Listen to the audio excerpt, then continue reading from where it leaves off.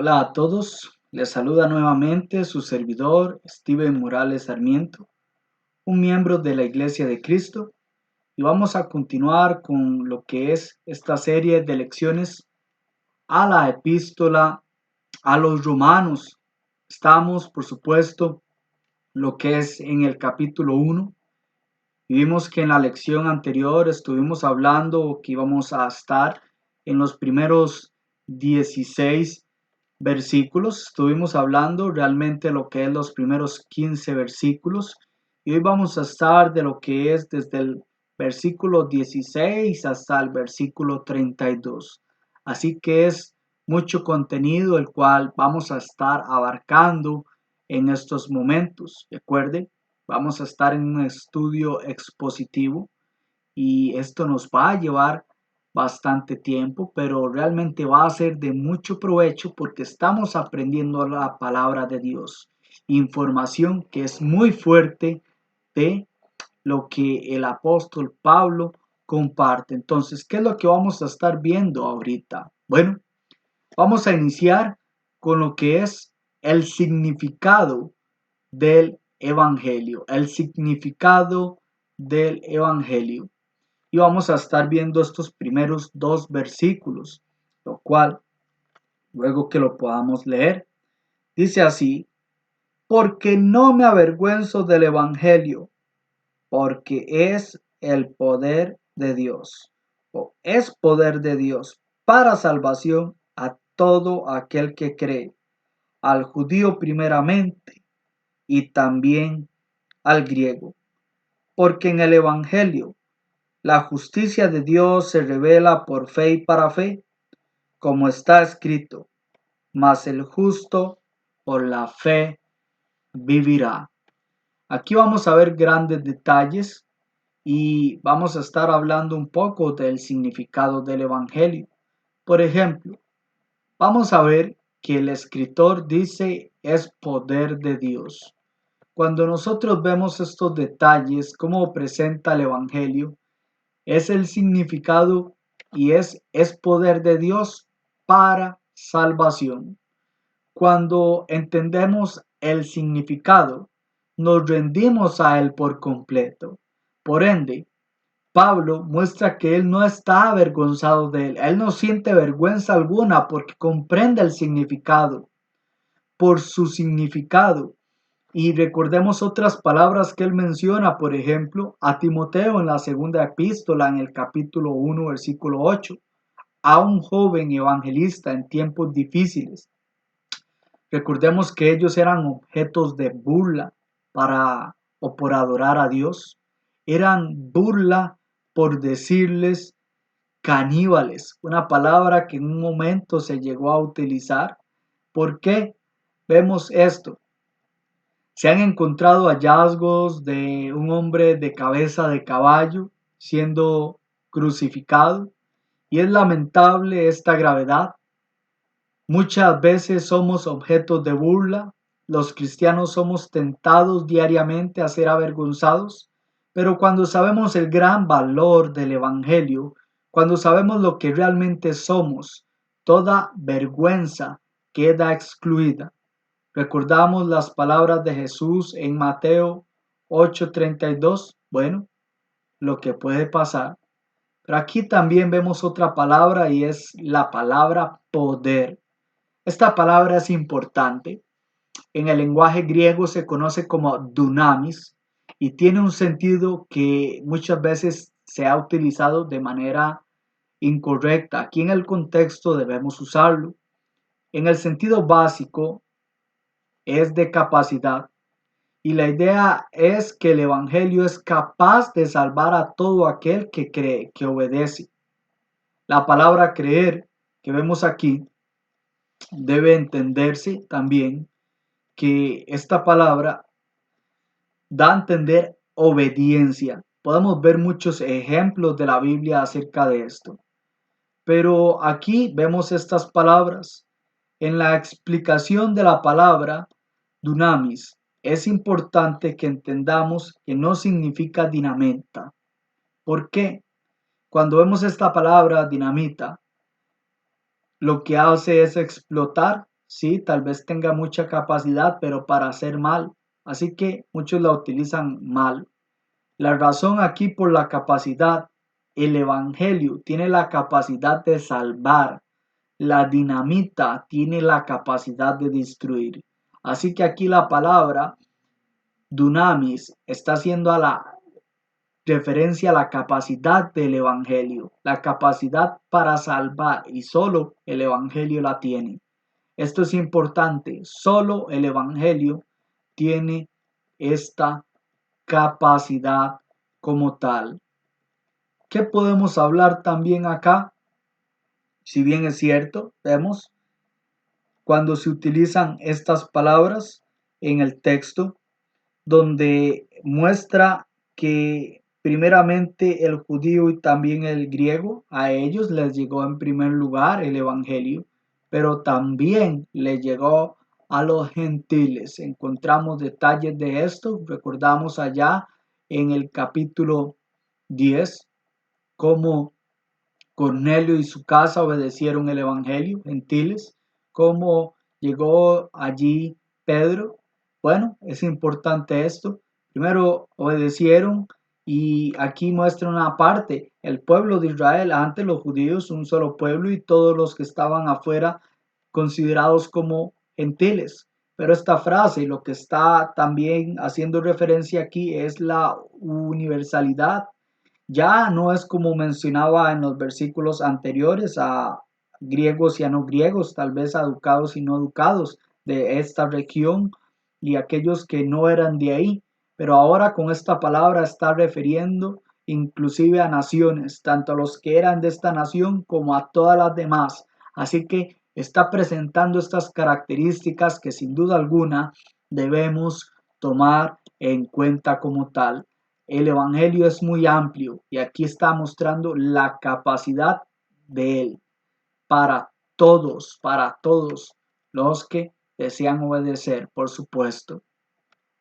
Aquí también vamos a ver que el significado del Evangelio revela la justicia de Dios. Leemos nosotros lo que es el versículo 17 y aquí vamos a encontrar o vamos a estar en este texto bastante, porque en el Evangelio la justicia de Dios se revela por fe y para fe, como está escrito, mas el justo por la fe vivirá. Pablo cita a Habacuc 2, versículo 4, y aquí en el Evangelio vemos la palabra que utiliza, dice la justicia de Dios. Pero el contexto aquí nos limita y la palabra que utiliza aquí, dikaiosune, es una palabra que debemos entender muy bien. Debemos conocer este lenguaje que se encuentra aquí en griego en genitivo, dando a entender que la justificación es originada por Dios. Escúchese bien esto. La justificación es originada por Dios y se revela por fe y para fe, que vamos a estar desarrollando esto un poco más. Aquí, ahora hay una gran conclusión a entender la justificación, que es originada por Dios, que es lo que quiere llegar a hablar el escritor. Originada por Dios y como vemos aquí, se daba por fe y en el Nuevo Testamento para fe. Siempre ha habido fe. ¿Por qué? Porque cita Habacuc 2:4. ¿Por qué hace esto? Aquellos que siguieron la voluntad de Dios en un tiempo anterior, bueno, por fe. Hoy estamos en la era cristiana por fe, que vamos a ser justificados. Y aquí podemos ver una gran explicación. Vamos a ver un poco estas palabras más, porque en el Evangelio la justicia de Dios. Si nosotros vemos esta palabra, la Biblia textual la traduce de una manera muy buena. Dice, porque en Él es revelada la justicia, una justicia divina. Y aquí esta palabra es importante. En las buenas nuevas es revelada, un presente pasivo o se revela que la justicia de Dios. Aquí esta palabra es importante. En este versículo, muchos han visto la justicia de Dios como uno de los atributos o parte del carácter de Dios. Por supuesto que uno de los atributos de Dios es que es justo, claro que sí, pero cuando hablamos de este texto debemos considerar el contexto a lo que se está refiriendo como tal.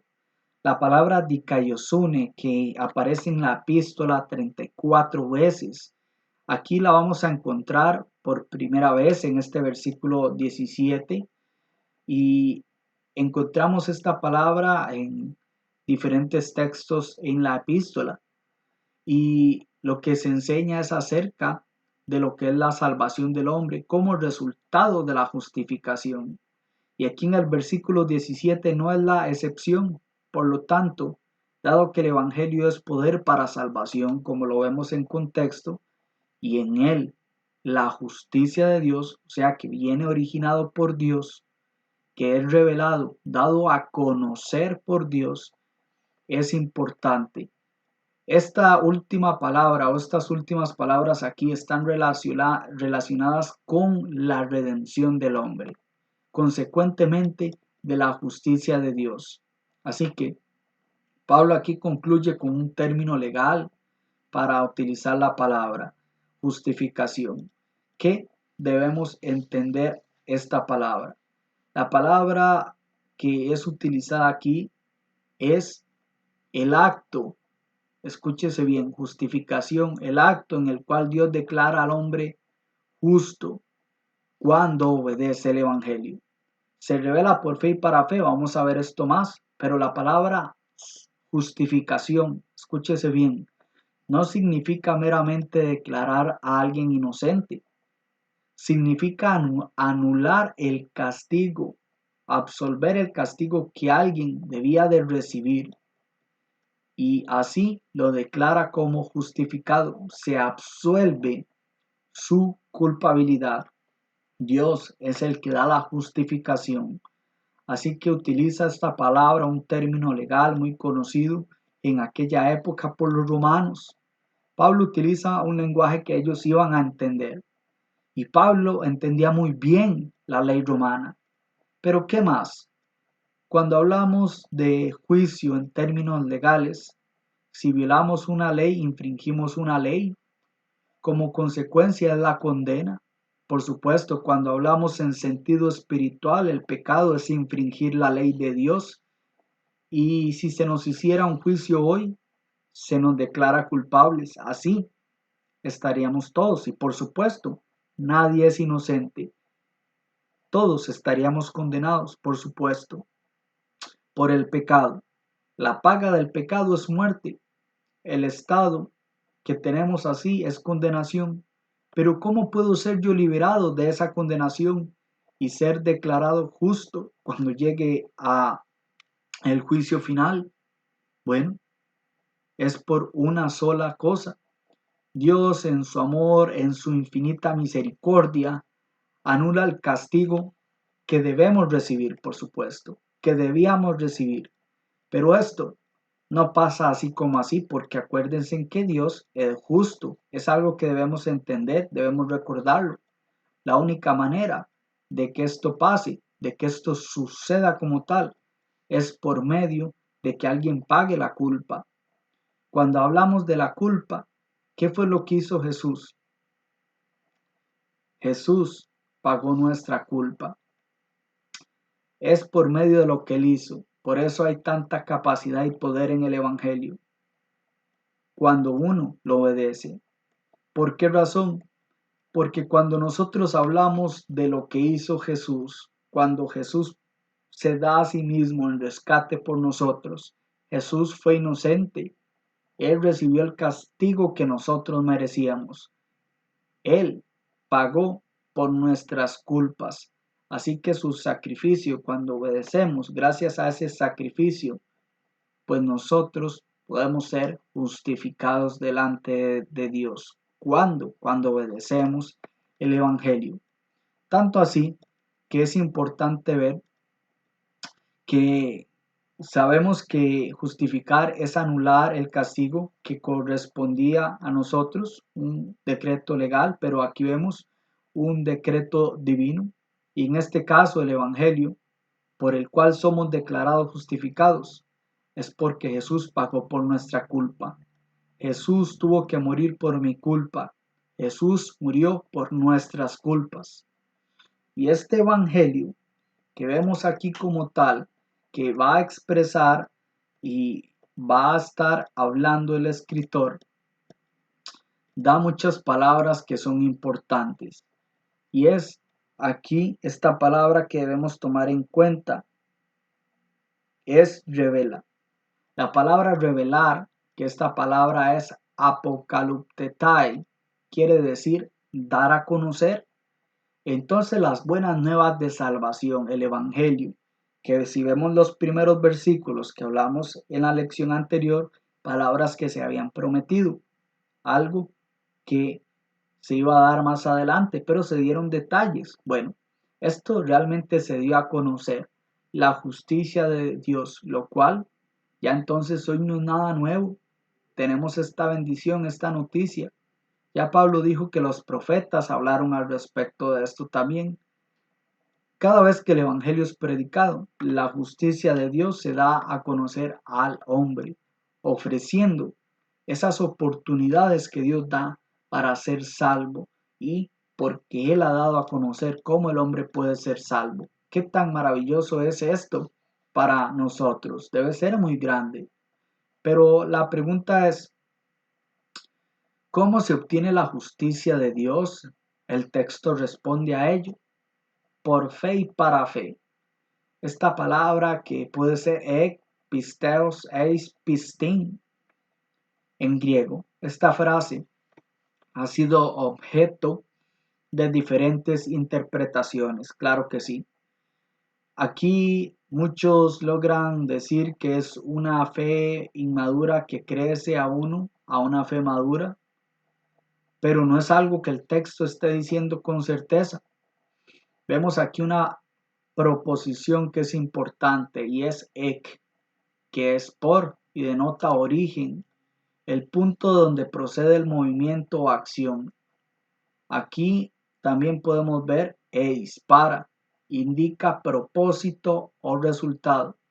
O sea, por fe y para fe indica el punto aquí de partida o el punto alcanzado al que se ha entrado. Entonces, si consideramos que todo aquel que cree que obedece es salvo, es justificado, se concluye que quienes por fe responden al Evangelio van a ser justificados para llevar una vida continua en la fe. Sin duda alguna, la fe de un cristiano crece a medida que éste atesora y practica las escrituras. Sin embargo, esto no es lo que enseña el texto como tal. Recordemos, este versículo indica que la justicia de Dios se obtiene por fe, o sea, se inicia con fe y luego como resultado para fe, es decir, vivir en fe para salvación, como dice el resto del versículo, mas el justo por la fe vivirá. Ahora, ¿por qué es importante esto? Podemos considerar las palabras que menciona A.T. Robertson, que dice en su comentario acerca de estas palabras, la justicia de Dios dice que es un genitivo subjetivo, una justicia según Dios, una que cada uno debe poseer y que no puede obtener de otra manera excepto que por fe y para fe. La fe como punto de partida y la fe como meta. ¿Y qué es lo que nombra él aquí? Lo que menciona Lightfoot. Cuando vemos también aquí, mas el justo por la fe vivirá, son palabras fuertes. Recuerden que es una porción del Antiguo Testamento, Habacuc 2:4, y aplica el mismo principio en el Nuevo Testamento. Donde hay una vida de fe, hay salvación. Habacuc en el texto lo que está haciendo es que cuestiona a Dios por la futura destrucción y cautiverio que ocasionaron los caldeos a los judíos. En su respuesta, Dios le dice que el justo por su fe vivirá. Entonces, es aquí donde está la aplicación. En otras palabras, el que es justo por su vida de fe se salvará. Así que aunque en los días de Habacuc, que eran el Antiguo Testamento, vemos que aquí en ese texto era una garantía de vida física, pero aquí en un sentido espiritual hace lo que es el énfasis, una garantía espiritual. Por ende, Pablo aplica el mismo principio, pero en el Nuevo Testamento. El justo, el justificado, vive en fe, será salvo, vida eterna. Por lo tanto, la fe de que se habla aquí en los versículos 16 y 17 no se trata de un proceso mental como la sola fe, sino de la convicción y obediencia de un alma a el Evangelio de Jesucristo. Así que es importante que tomemos esto. Otro detalle que podemos ver aquí ya no es hablar ahora solo del poder de Dios o que se revela la justicia de Dios. Vemos como el apóstol Pablo menciona hablando la capacidad del Evangelio, pero ahora va a ser una transición de algo que es muy fuerte. Vamos a ver aquí palabras que son muy fuertes y vamos a considerar poco a poco la lectura. ¿Qué es lo que vamos a estar viendo aquí? La injusticia del hombre. Vamos a ver esto y considerar que esta porción de la escritura nos va a hablar de la injusticia del hombre, del capítulo 1 del 18, versículo 18, al capítulo 3 del versículo 31 o hasta el versículo 31. Pero específicamente hoy vamos a estar hablando de la injusticia del hombre en estos versículos que tenemos acá en pantalla, del 18 al 32. Así que poco a poco vamos a ir avanzando y vamos a estar explicando como tal los detalles que encontramos en este texto. ¿Qué podemos hablar aquí? Vamos a ver estos versículos, pero vamos a leer poco a poco. Vamos a ver primero lo que es la primera parte que habla de la injusticia de los gentiles. Escúchese bien. La primera parte habla de la injusticia de los gentiles. Y vamos a ver, es objeto de la ira divina. Si leemos el versículo 18 dice, porque la ira de Dios se revela desde el cielo contra toda impiedad e injusticia de los hombres, que detienen con injusticia la verdad. En este primer versículo podemos ver que revela la ira de Dios. Es algo que el mundo puede usar que desconoce. Pero este texto es una revelación que es extremadamente esencial. Sin la cruz del Señor no hay justificación, sino ira divina. La ira se revela con los impíos e injustos, que esto aquí habla el texto. La ira muchas veces vemos que es enojo o justa indignación, pero recordemos que Dios es santo y justo. Dios no tolera la injusticia. Pero Pablo nos muestra aquí un dato importante y nos da dos caras de la moneda. Porque aquí podemos ver la ira, cómo Dios no tolera la injusticia y esto es castigado. Es la venganza de Dios porque esto no es algo que Él tolera. La impiedad que vemos aquí de estos hombres viene de un negativo piedad que tiene connotación de adoración y reverencia a Dios. En otras palabras, la palabra impiedad es que ellos eran irreverentes a Dios. La injusticia, la injusticia es toda acción que va en contra de la voluntad de Dios. ¿Cuánto estaban haciendo ellos? Aquí vamos a ver grandes detalles. Es todo lo opuesto con Dios. Ellos tenían irreverencia y malas acciones. Si alguien no es reverente a Dios, sus acciones son incorrectas, siempre. Por más que digamos, esa persona era buena, pero si no respetaba a Dios como tal y no le adoraba, no es buena. ¿Qué hacían ellos? Ellos, dice el texto, que detenían con injusticia la verdad. Esta palabra es importante resaltarla porque aquí lo que quiere recalcar el apóstol Pablo es la oposición en la revelación o en la relación con la verdad. Detener es suprimir, es sujetar, como que está ahí pero algo a la fuerza para que no haga efecto. Ahora, ¿qué es lo que sujetan? Y aquí esta palabra es la verdad de que Dios se dio a conocer a los gentiles por medio de la creación. ¿Qué es la verdad? Vamos a ver esto en su contexto para entenderlo. ¿Qué es la verdad? Contextualmente es que Dios se dio a conocer al mundo gentil por medio de la creación. Y por supuesto, acuérdense que esta revelación específica general, recordemos que está por medio de la creación y está por medio de la palabra.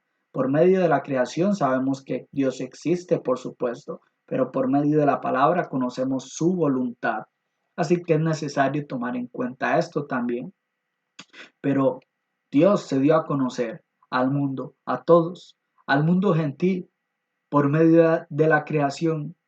Esto demuestra que había una mala conducta en ellos, que pese a conocer la verdad de Dios de su existencia, insistían en una vida injusta a Dios.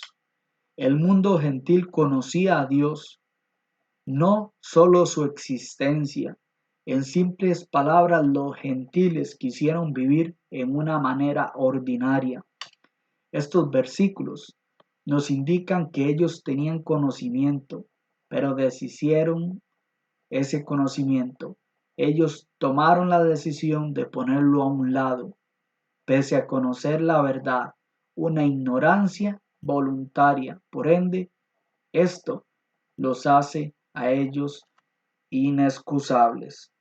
¿Por qué? Podemos ver lo que es versículos del 19 al 20. Del versículo del 19 al 20 vamos a encontrar que se nos habla que es inexcusable.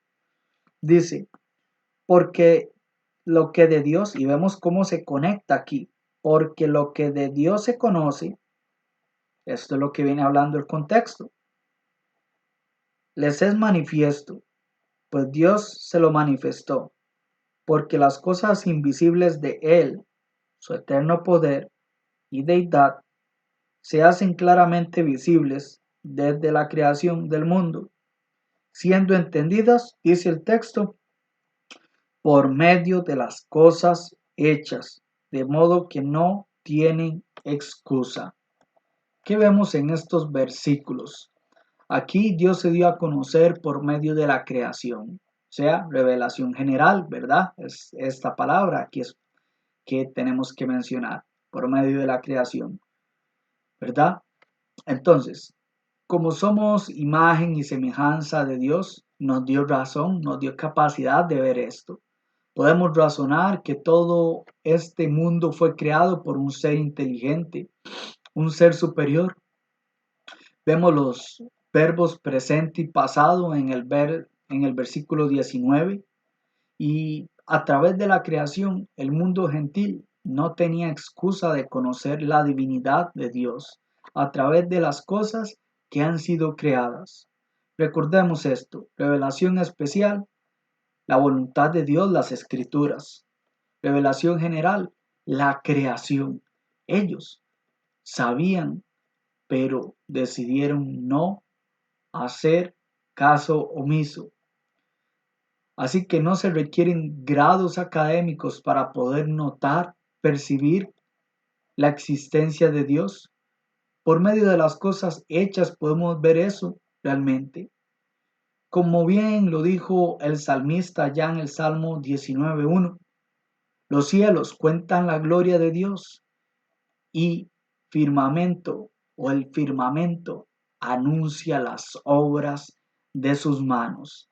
El mundo gentil no podía ni puede todas las personas hoy en ninguna era llegar a decirle a Dios, nunca supe de usted, nunca me di cuenta de que usted existe, que usted es Dios.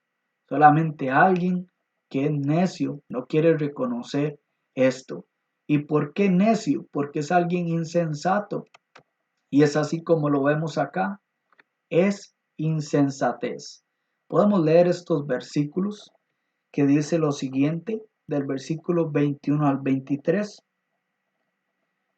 Dice, pues habiendo conocido a Dios, no le glorificaron como a Dios, ni le dieron gracias, escúchese bien, sino que se envanecieron en sus razonamientos, y su necio corazón fue entenebrecido. Profesando ser sabios, se hicieron necios. Escúchese bien, y cambiaron la gloria del Dios incorruptible en semejanza de imagen de hombre corruptible, de aves, de cuadrúpedos y de reptiles. Ellos aquí hicieron muchas cosas y vamos a ver el primer punto. Aquí es en pensamiento. Vamos a ver que en estos primeros dos versículos vamos a ver que fueron insensatos en pensamiento. ¿Y por qué razón decimos esto acá como tal? Bueno, aquí nosotros vamos a ver que cuando estas palabras son expresadas, muestra que la injusticia del hombre se puede dar hasta perder la sensatez. Aquí estas palabras o estas personas que se muestran en estas palabras, aunque lo conocían, se envanecieron en sus razonamientos. El hombre es capaz de hacer cualquier cosa para justificar su comportamiento. Escúchese bien, el hombre es capaz de hacer cualquier cosa para justificar su comportamiento. Y ellos pretendían hacer esto delante de Dios. Pablo dice estas palabras muy fuertes. Sus hechos en este mundo. Aquí vemos que eran malos. Aquí pasa esta situación. Entonces es sensato que al observar lo creado, razonar que hay un creador. Así que es importante, pero ellos no. Ellos se envanecieron. Parece la importancia de ver el argumento cosmológico, el principio de causalidad, que es muy fácil entenderlo hoy, pero el mundo gentil sabían de la existencia y no querían, justificaban lo que ellos pensaban. Ellos eran personas inteligentes, apasionadas, pero ¿qué pasa? Se envanecieron en sus razonamientos con el fin de justificar su responsabilidad. Esto hace que su mente se haga entenebrecida, que se envanezca, que no tenga valor, que sea una mente hueca, cegada, necia, sin entendimiento. Esto lo que hace es que ellos prácticamente se estaban volviendo tontos. Esto trae como consecuencia que al juzgar ellos y jugar de ser sabios, lo que demuestran es la extrema pobreza espiritual sin Dios y ser necios sin entendimiento. ¿Qué más podemos ver acá? Ellos eran insensatos en acción. ¿Por qué en acción? Bueno, cuando el hombre pierde la sensatez, pierde la sensibilidad moral, se endurece. Y los incorruptibles, aquí es que no vemos que no perece, que no muere, que no pasa por ese proceso de descomposición como el cuerpo orgánico. Y es la idea aquí. Dios es el creador, pero ellos, ellos lo cambiaron, ellos accionaron a cambiar la semejanza a imagen de algo corruptible, algo que se corroe, se destruye. Aquí el pecado a ellos los cegó, el actuar sin sentido. Ellos cambiaron la gloria de Dios. Dios no, escúchese bien, no comparte su gloria. Pero ellos, ¿qué hicieron? Cambiaron la gloria de Dios. ¿Y a qué? Ellos cambiaron la imagen de Dios por ídolos en forma de hombres. Y no solo de hombres, sino que en forma de animales. Cuando dice aves, de cuadrúpedos y reptiles, animales, ellos escúchese bien, ellos erraron de gran manera, y en el sentido que ellos erraron, escúchese bien, es muy importante, porque aquí estas palabras muestran que ellos erraron en honrar a lo creado antes que al creador. Escúchese bien, ellos erraron en honrar a lo creado antes que al creador. ¿Qué tontera hicieron? Tanto así que hicieron animales como ídolos. Hicieron ídolos utilizando la imagen de animales, mejor dicho. Es mucho cuidado. El versículo 25 que vamos a ver más adelante es un eco del versículo 23 que estamos viendo.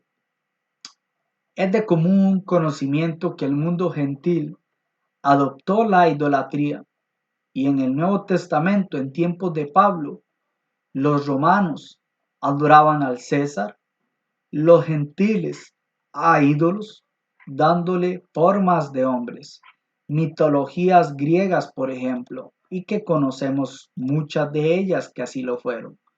Los ídolos en sí mismos es algo insensato y es una realidad de que los hombres siempre buscan adorar a algo, pero muchas veces buscan lo que no conviene.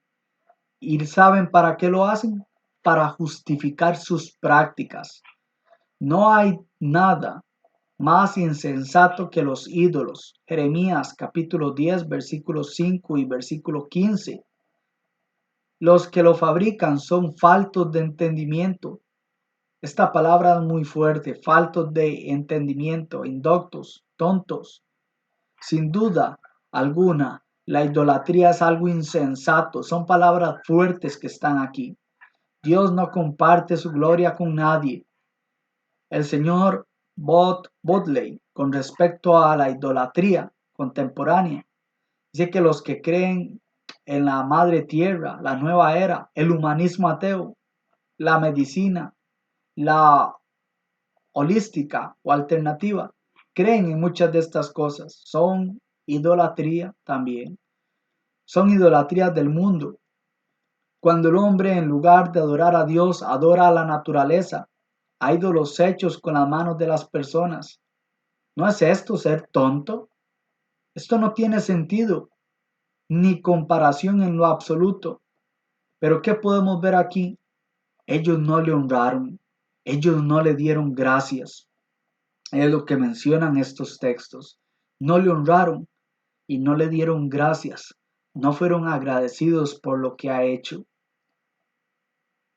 Y es esto de mucha lástima. Pero con todo esto no tienen excusa. Son personas que no tienen excusa delante de Dios y no la van a tener cuando estén delante de Él en el juicio, donde todos vamos a compadecer ante ese juicio.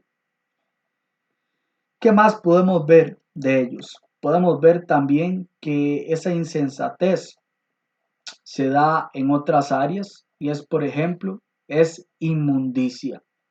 Vamos a ver aquí estos versículos donde aquí ya es gran contenido el que vamos a ver. Si leemos del 24 al 32 dice, por lo cual también Dios los entregó a la inmundicia en las concupiscencias de sus corazones, de modo que deshonraron entre sí sus propios cuerpos. Dice, ya que cambiaron la verdad de Dios por la mentira. Escúchese bien, honrando y dando culto, qué fuerte, honrando y dando culto, dice, a las criaturas antes que al Creador, el cual es bendito por los siglos. Amén. ¿Qué más? Por esto Dios los entregó a pasiones vergonzosas, pues aún sus mujeres cambiaron el uso natural por el que es en contra naturaleza.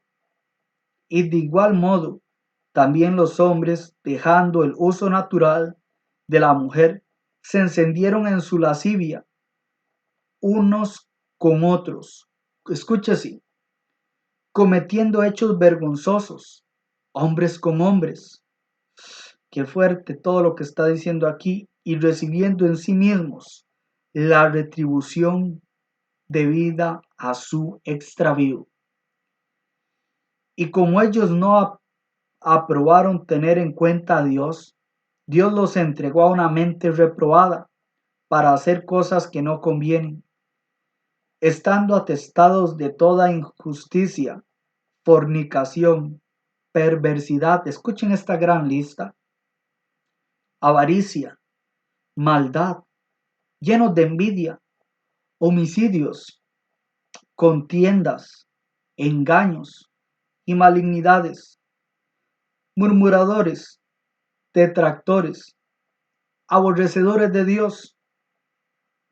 Escúchese más aquí. Dice que estas personas no solamente hacían esto, qué montón de cosas malas, dice el texto que ellos hacían. Dice este texto también que aparte de que eran aborrecedores de Dios, veamos más. Dice el texto, el versículo 28, y como ellos no aprobaron tener en cuenta a Dios, Dios los entregó a una mente reprobada para hacer cosas que no convienen. Vemos estas palabras, veamos esa lista.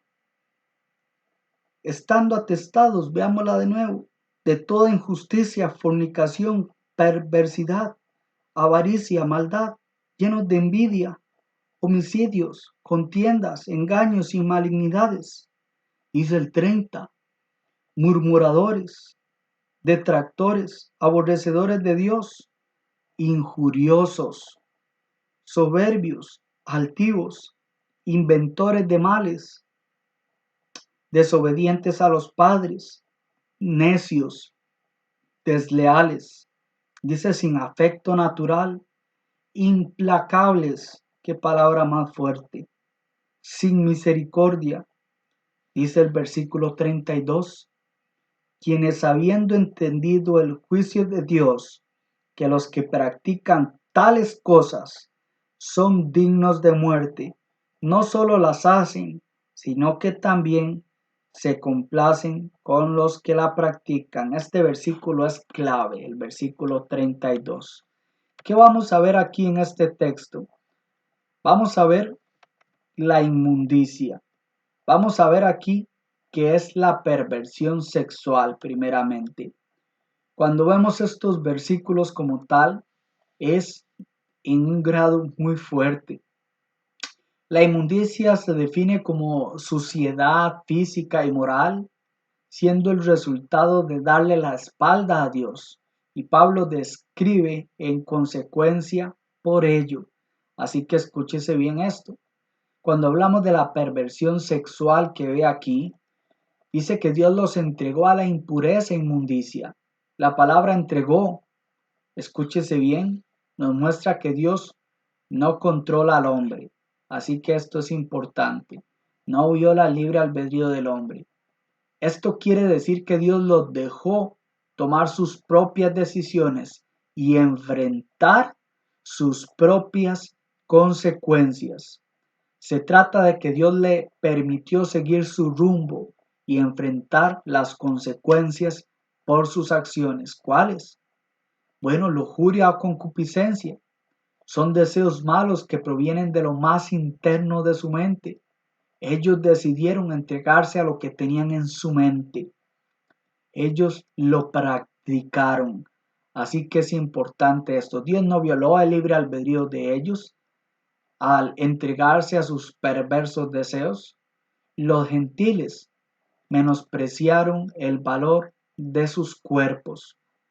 ¿Cómo sabemos eso? Cuando dice la palabra aquí, deshonraron, degradaron, menospreciaron. Pablo en el versículo 25 dice datos claves y que debemos tomarlos en cuenta como parentéticos con los versículos 21 al 23.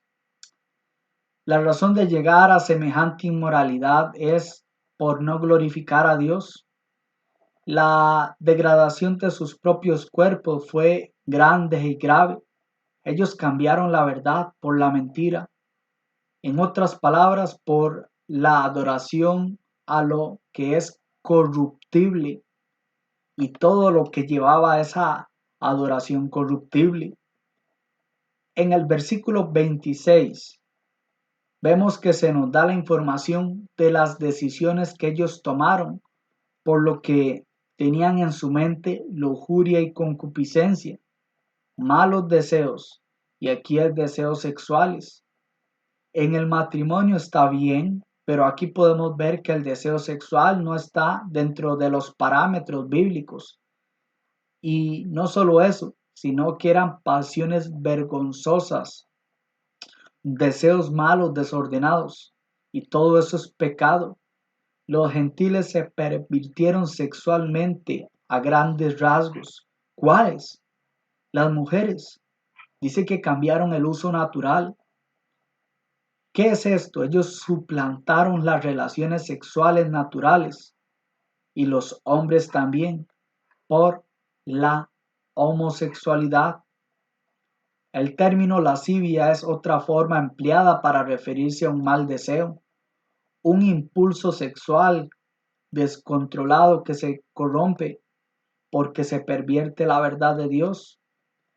El deseo sexual natural tiene su aplicación en el matrimonio, pero todos estos no.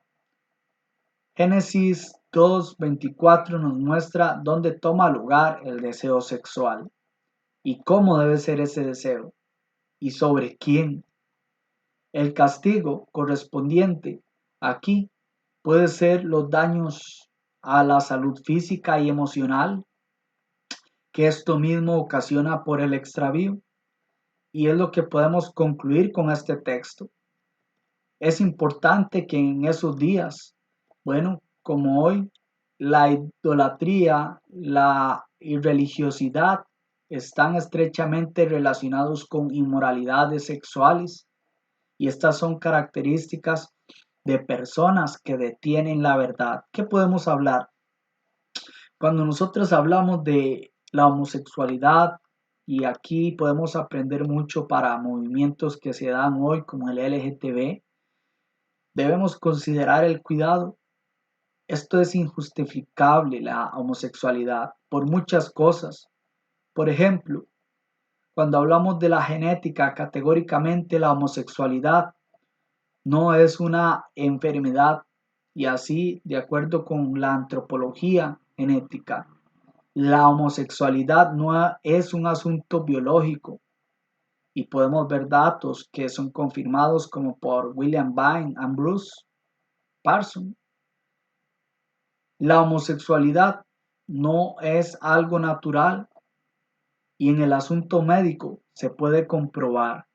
Los órganos genitales nos dicen lo que nuestros genes dicen que somos, así que es importante.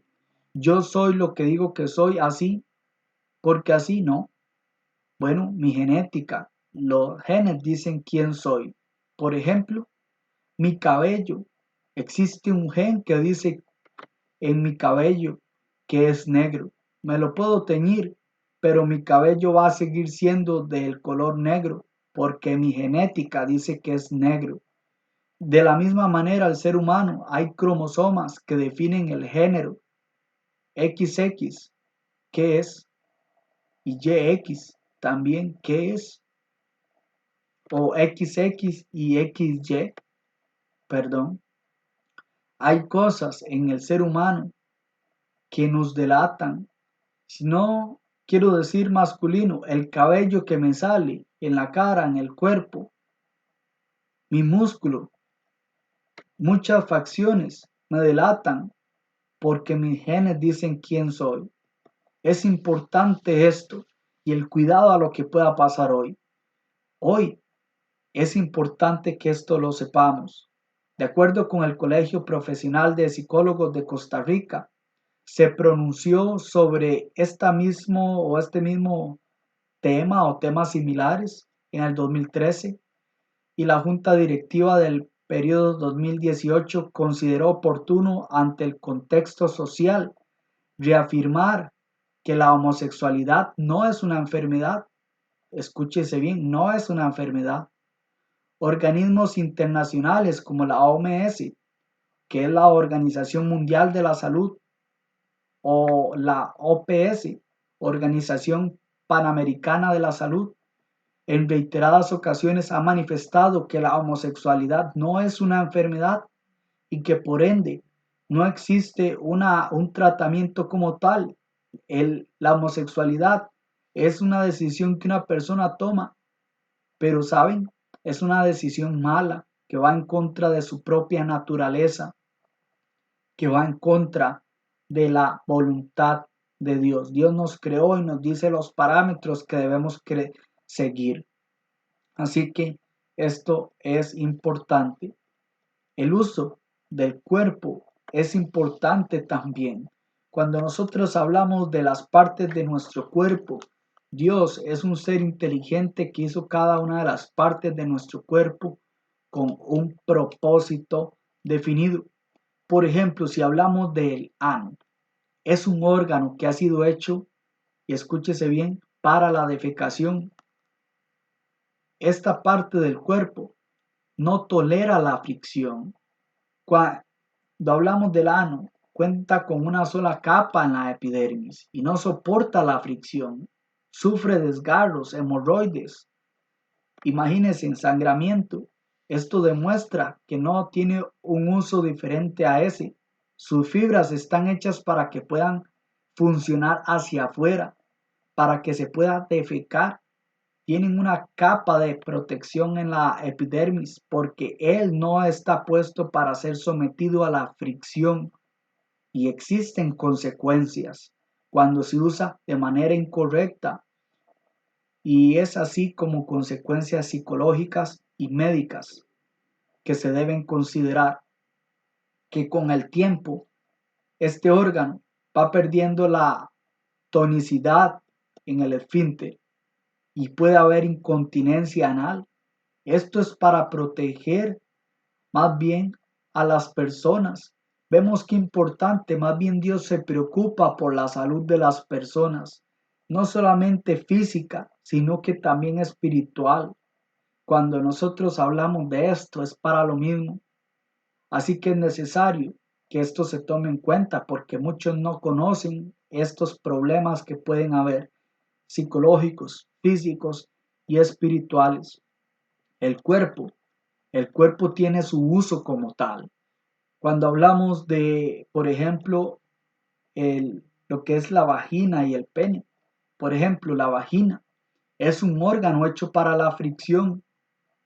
Sus capas musculares están revestidas de varias capas de epitelio sumamente gruesas que pueden soportar la fricción y capaz de producir lubricación durante el acto, precisamente porque esa es su función, su propósito, poder recibir un órgano contrario a lo que ella es. Si ponemos dos órganos iguales, no son capaces de reproducirse tampoco. Vemos la importancia de esto de la razón, de la lógica. El órgano masculino no tiene un órgano masculino receptor en otro hombre, por supuesto que no. Y tampoco se puede considerar el ano, que es un órgano receptor, porque no, el propósito es para defecación. Anatómicamente fue construido para otra cosa, con fibras que funcionan hacia afuera. Así que esto es importante. Cuando nosotros vemos esto y hablamos de cada parte del cuerpo, debemos ver cómo cuando hablamos de este argumento, por ejemplo, teleológico, y que es un argumento que si hablamos de la naturaleza, todo obedece a un propósito en particular, nada es un accidente. Así que debe haber una mente inteligente detrás del diseño. para que tenga un propósito. Si hablamos del ano, fue creado con un propósito, es defecar. La vagina, cuando hablamos de la vagina, el pene, hay propósitos y vemos que uno de ellos es para el coito. De hecho, es importante que tomemos en cuenta esto. ¿Por qué razón? Porque estos órganos, por ejemplo, específicamente la vagina y el pene, fueron hechos para interactuar el uno con el otro. Así que maduramente hay que tomar en cuenta esta información. Cuando Dios creó al hombre, les dijo ser fecundos y multiplicados. No hay manera que esto se pueda dar en dos personas con el mismo órgano, sino hombre y mujer. Y es importante esto. Así que hay que tener cuidado. Consideremos otros datos. Según un estudio en Journal International en Canadá, en tiempo anterior se menciona que de 8 a 20 años se da de vida a los homosexuales en diferentes lados de la población, por lo mismo, por sus consecuencias. Hay que tener cuidado con lo que dice la Biblia, porque en el principio Dios creó al hombre, varón y hembra. Solamente un hombre y una mujer pueden fecundar. Veamos Levítico 23 con Romanos 1:26. El cuidado nos habla que esto es malo, la homosexualidad. Dios ha querido proteger la raza en diferentes maneras, pues solamente por medio de ser fecundo se puede dar el proceso correcto para la reproducción de la vida. Así que es importante esto. También considerar lo que a Dios le ofende. A Dios le ofende esto porque la homosexualidad es en contra de la naturaleza que fue creada por Él. Así que es importante. Se viola su ley y se sufren consecuencias. Se rechaza el orden de Dios para el placer y para procrear. Así que es importante esto. Ofende al Creador, degrada la imagen de Dios en la criatura. Así que es importante esto. Pero también hay que considerar que Jesús murió por todos. Murió por el heterosexual, por el homosexual, pero murió para que sus pecados sean perdonados. Pero es necesario cambiar todo eso. ¿Por qué? Porque el pecado separa de Dios. Así que esto es importante considerarlo. Cuando nosotros seguimos aquí en el texto, en la lectura, podemos ir al versículo 28 y aquí vamos a ver una reprobación que es mental ahora. Todo ser humano que abandona la razón y cambia la verdad, como estas personas que son descritas en el texto, tienen una mente reprobada, una mente que no puede juzgar con rectitud. Esto nos muestra una descripción de la conducta del mundo gentil y cómo su razonamiento fue reprobado, porque no es correcto delante de Dios. Y podemos ver que es claro este versículo. Ellos no aprobaron tener en cuenta a Dios. Bueno, pero Dios reprobó su manera de actuar y que ya explicamos lo que se menciona en este versículo, que Dios los entregó a una mente reprobada para hacer cosas que no convienen. Dios no violó su libre albedrío. Ellos quisieron ir y Dios les permite que vayan en pos de su necedad, de su mal uso de la razón y por tanto reciban su consecuencia. Lo único que pueden hacer para que eso cambie es obedecer el Evangelio como tal. Así que este detalle lo debemos tomar aún en cuenta nosotros en esta lección. ¿Qué más podemos hablar? Si nosotros vemos este versículo, lo que es el versículo 29 al 31. Vamos a ver los versículos 29 al 31. Estos versículos nos van a decir algo más. Y es ejemplo de la gran inmundicia y condición espiritual de los gentiles. Escúchese bien. Ejemplo de la gran inmundicia y condición espiritual de los gentiles. ¿Cómo? Bueno, llenos de injusticia. Esto es lleno de toda clase de maldad, así que escúchese bien la importancia de esto. Llenos de toda clase de maldad como tal. Así estaban ellos: fornicación, relación sexual ilícita. Esta palabra es importante considerar que en manuscritos fidedignos, en este contexto, no, en algunos no se encuentra como tal. Así que es necesario hacer un comentario ahí y ponerlo a la par. Sin embargo, sabemos que esto es un pecado y por el contexto aquí se ven relaciones, por supuesto, sexuales ilícitas. Maldad, toda maldad en general. Aquí estas personas tenían una maldad general, malos, hacían cosas malas, destructivas. Avaricia, la avaricia es el amor al dinero, a las ganancias deshonestas. Recuerden que todo esto es cambiar la gloria de Dios. Todo esto lo hace uno y cambia la gloria de Dios. No estaba obedeciendo a Dios y era lo que pasaba con ellos aquí como tal. ¿Qué más? Cuando vemos otra palabra, malicia, mala acción en general también. Aquí toda maldad en general, pero también vemos malicia, personas maliciosas, siempre llevado hacia lo malo, colmados de envidia, sentimientos de molestia por el bien de alguien más. Recuerden bien, la envidia no quiere o no hace referencia a la carencia de algo que otra persona tenga y que yo crea que yo no la tenga. Probablemente yo tenga aquello que la otra persona tenga aún más.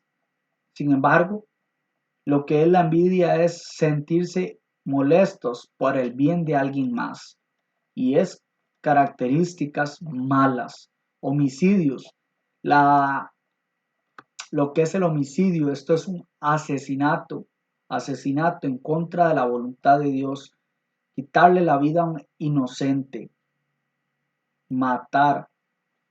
Matar de una manera que nosotros sabemos que es en contra de la voluntad de Dios. Pleitos, personas que contienden, que hacen discordia, que provocan la discordia, engaños. Engaños son personas que traicionan. Qué feo es cuando alguien lo engaña a uno, lo traiciona. Estas personas estaban atestados de estar engañando, de estar haciendo todo esto. Malignidad, eran muy malos, maliciosos. Vemos que estas palabras se repiten bastantes. Chismosos, murmuradores. No significa quejarse, sino ser un chismoso. Ellos eran chismosos, andaban hablando mal de otros siempre. Detractores de Dios. Esto es alguien que es un calumniador, que habla mal de los demás. Así que es algo que hacían, hablar mal de otros. Insolentes, eran aborrecedores de Dios. Soberbios, injuriosos, insultantes, jactanciosos, la que es el orgullo. Imagínense en esto: soberbia, que es injuria, y jactancia o jactanciosos, un orgullo. Bueno, antes de la caída viene el orgullo. Inventores de lo malo, una persona que maquina, que planea maldades. Veamos qué gran descripción de algo que Dios no quiere que tengan las personas. Dios no quiere que tengan esto las personas. Una gran descripción.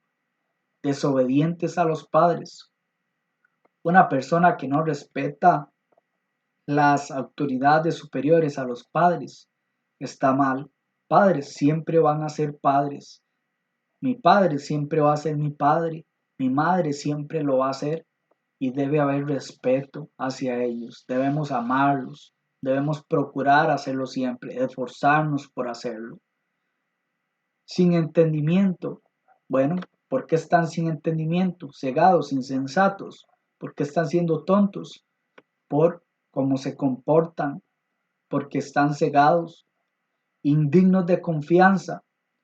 No es una persona que uno quiera confiar, no es una persona que uno quiera tener a la par y contarle a uno lo que uno tiene o darle algo que uno tiene para confiarle a él.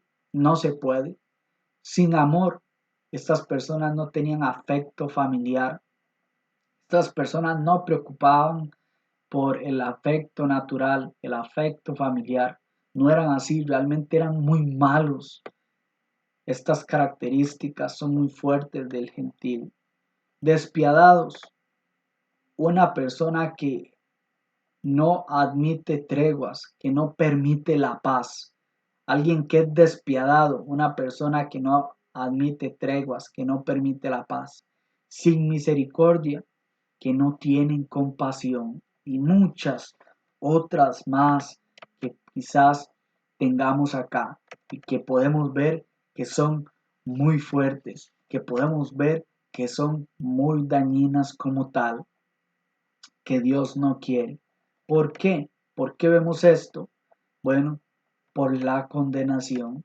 Pero aquí hay una gran advertencia como tal para los que practican tales cosas. ¿Cuál es? ¿Cuál es aquí esta advertencia en cuanto a la condenación?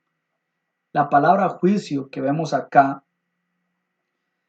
es muy importante. Tiene que ver con un pronunciamiento, con un decreto que ellos conocían y son dignos de muerte. Pero no solo eso, no es suficiente, sino que se complacen.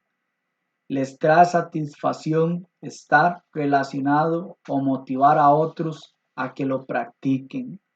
Pero aquí, por eso ellos van a recibir lo que el texto dice, quienes habiendo entendido el juicio de Dios, que los que practican tales cosas son dignos de muerte, y ellos no solo lo hacen, sino que también lo practican. Así que es importante considerar esto. Este punto ilustra hasta qué punto puede llegar el hombre al darle la espalda a Dios. William Hendrickson dice, y voy a parafrasear un poco su comentario, una persona puede llegar a cometer un hecho muy malo, pero después se siente muy apenado y quizás advierte a otros. Pero en cambio aquí podemos ver una persona que lo hace y insta a otros y aplaude a otros que lo hacen, llegando a lo más bajo de la perversidad. Para estas prácticas, bueno, el resultado es la condenación.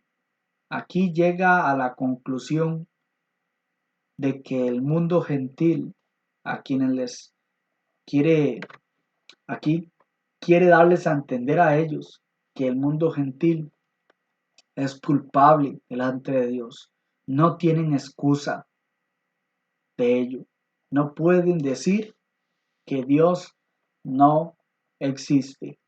Y no pueden decir porque ellos, conociendo por naturaleza la existencia de Dios, conociendo que es así, ellos no hicieron lo correcto. Vemos la progresión del ser humano cuando se aleja de Dios, lo cual debe ser un incentivo del ser humano o hacia el ser humano para seguir adelante con sanas acciones, para ser moralmente aprobados delante de Dios y a su vez ayudar a otros y estar en la justicia de Dios y no bajo la ira de Dios. Cuando nosotros vemos toda esta información, consideremos lo siguiente. Dios desea que el hombre obedezca. Dios desea. El apóstol Pablo, cuando vemos este versículo en pantalla, tiene el mismo deseo. Por mi parte, ansioso estoy de anunciar el Evangelio a vosotros que estáis en Roma. Él quiere ir ahí y quiere que se dé un fruto. Quiere que obedezcan el Evangelio a aquellos que no han obedecido. Y Pablo no se avergüenza por la capacidad que tiene y quiere que obedezcan y que salgan de todas estas prácticas quienes no estaban haciendo la voluntad de Dios. Por eso lo predicaba en todo lugar. De la misma manera, Dios quiere que hoy se predique en todo lugar y que sea obedecido. ¿Para qué? Para que no se caiga en esa condenación. Nadie puede justificarse a sí mismo. Nadie tiene o se puede excusar delante de Dios. Hoy la palabra de Dios, ese libro, la Biblia, ese libro más traducido, está en muchos idiomas, está en todo el mundo. Todas las personas tienen acceso a ella. Pueden hacerlo de una manera u otra, hasta medios tecnológicos. Así que es importante considerar eso y tener el cuidado. Ver aquí lo que se está hablando y también luego a todos que haya sido esto de mucho beneficio puedan considerar esto, considerar las siguientes lecciones porque vamos a aprender más y ver la gran necesidad de que el apóstol Pablo haya mencionado estas palabras y que ahora va a estar hablando de la injusticia también de lo que es los judíos, dejándolos a todos en un mismo grupo, dando a entender cómo todo el hombre necesita de esa justicia divina, cómo el hombre necesita la salvación, todo el hombre necesita el poder del Evangelio. Con esto concluimos esta lección. Que Dios les bendiga.